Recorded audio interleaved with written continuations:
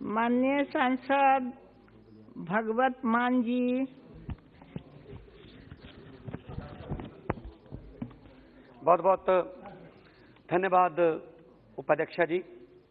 आज जो बिल जो दिल्ली गवर्नमेंट के बारे में विधायक जो लाया गया है, मैं कहूंगा कि वैसे तो ये केंद्र सरकार जो है वो राज्यों के अधिकारों का हनन करने की स्पेशलिस्ट है, चाहे वो खेती कानूनों के जरिए हो जो कि स्टेट सब्जेक्ट है, लेकिन वनिज और व्यापार लिख के यहां से पास कर दिया गया, चाहे वो राज्यपालों के जरिए हो।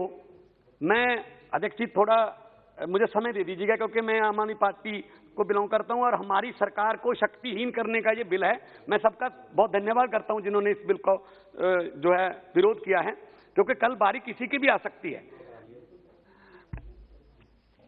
उपाध्यक्षा जी, 22-23 साल से बीजेपी सत्ता से बाहर है दिल्ली से, तो इनको हार हजम नहीं हो रही।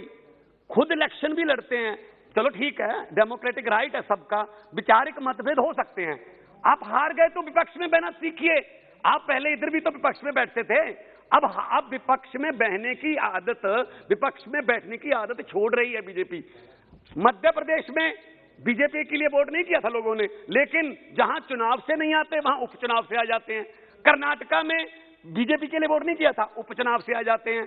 तो अभी जब संवैधानिक पीठ जो सुप्रीम कोर्ट की, उसने फैसला दिया 2018 में कि 3 विषयों को छोड़कर बाकी सब दिल्ली की चुनी हुई सरकार चलाएगी, तो ये लाट साहब का डंडा क्यों लाया जा रहा है यहां? आपको पता है मैडम, जिस घर में एलजी रहते हैं, अंग्रेजों के जमाने में वहां वायसराय रहते थे, शायद उसी वायसराय की आत्मा जो है, आप उसके जरिए दिल्ली को चलाना चाहते हैं। फिर इलेक्शन करवाने का फायदा क्या हुआ? इलेक्शन करवाने का क्या फायदा हुआ मैडम, जब दिल्ली का मुख्यमंत्री कोई फैसला नहीं ले सकता? आप मुझे बता दीजिए।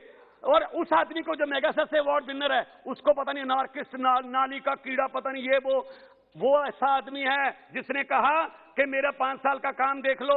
दिल्ली की जनता को कहा अगर काम अच्छे लगते हैं तो वोट कर देना, वरना नहीं। आप कर सकते हैं? इसके लिए जिगरा चाहिए। आप कहते हैं ये तो जुमले थे, वो 15 लाख ये काला धन जुमले थे। इसलिए मैं ये कहता हूं, अपने मैनिफेस्टो में पूर्ण राज्य की बात करते रहे, आडवाणी जी बात करते रहे, वो अलग बात है, उनकी बात के आप हर बात उल्ट चलते हो। शायद आडवाणी जी की याद दुखी हो रहे होंगे कि ये क्या हो रहा है। असल में क्या हुआ, जब दुखी किस बात से, 2-3 बार तो मुख्यमंत्री के घर पे दरोगे भेज के रेड करवा दी। पहले हमसे एंटी करप्शन ब्यूरो छीन ली। अब क्या दिक्कत है भाई? आपको क्यों विपक्ष में बैठने से दिक्कत क्या है? आपकी 8 सीटें हैं, 8 एमएलए हैं, वहां रखें। आपने यहां पे, बिट्टू जी बैठे हैं, आपने यहां पे कांग्रेस को जो एलओपी का दर्जा नहीं दिया, लेकिन हमने, जब आपके 3 थे ना, उसको भी एलओपी बनाने का दर्जा दिया था कि लोकतंत्र है, भले ही 3 है, हालांकि परसेंटेज के मुताबिक वो बहुत कम थी। तो मैं ये कहना चाहूंगा, जब हमने स्टेडियम नहीं दिए किसानों को, वहां पे आप जेल बनाने के लिए स्टेडियम मांगे थे, तब से हमारे मुख्यमंत्री पर और हमारी सरकार से नाराज चल रहे हैं। जनाब कौन चलाता है सरकार, ये तो सबको पता है। तो आप मुझे ये बता दीजिए, मेरे सामने बैठे हैं मीनाक्षी जी, आप कह रहे हैं फेडरल स्ट्रक्चर से अपना हमारा देश नहीं चलता, तो कब, आप मुझे बता दीजिए, तानाशाही से चलेगा क्या? तानाशाही से चलेगा क्या? आप वकील हो, इसका मतलब ये नहीं है। आप वकील हो, इसका मतलब ये नहीं है क्या आप यहाँ केस लड़ रहे हो? आप लोकतंत्र की हत्या कर रहे हो। अरे कल आप कह दोगे कि जो राज्यसभा में चुने हुए दिल्ली के 3 सांसद हैं, वो किसी वोटिंग में भी नहीं हिस्सा ले सकते, वो किसी डिबेट में नहीं आ सकते, क्योंकि वो तो उन एमएलए ने चुने हैं जिनके पास शक्ति नहीं है। कि किस तरफ लेके जा रहे हैं देश को आप? थोड़ा बहुत तो ख्याल कीजिए। मैं यही कहना चाहता हूं मैडम, मैं यही कहना चाहता हूं, दिल्ली देश का दिल है। दिल्ली के स्कूलों की बात, दिल्ली के अस्पतालों की, 73% दिल्ली को बिजली 0 बिल आता है, और दिल्ली के जहां 70 सालों तक पानी नहीं पहुंचा, वहां तक पानी पहुंचा दिया। और दिल्ली के, आप मुझे बता दीजिए, प्रधानमंत्री जिस ट्रंप के लिए वहां पे प्रचार करके आए थे, उसकी पत्नी के एमसीडी के स्कूल देखने आई थी, स्कूल दिखाया केजरीवाल का, और केजरीवाल को बैन कर दिया, वहां नहीं आ सकते। दिल्ली के अस्पतालों में इलाज फ्री है।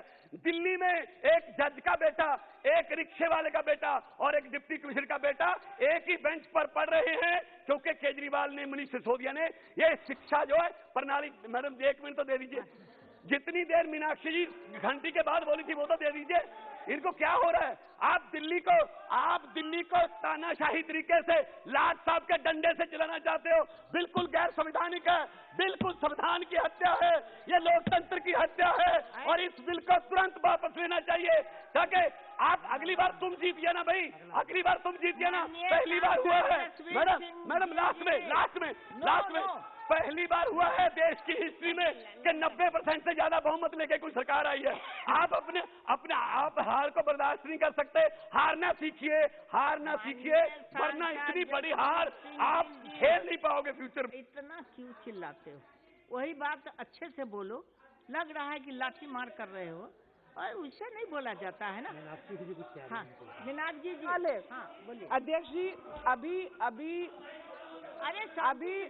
अभी मेरे साथी सांसद ने कहा एक ही स्कूल के बेंच पर एक डिप्टी कमिश्नर का बच्चा, एक जज का बच्चा और एक रिक्शा वाले का बच्चा बैठे हैं। मैं उन बच्चों की, उनके माता पिता की जानकारी इनसे प्राप्त करना चाहती हूँ।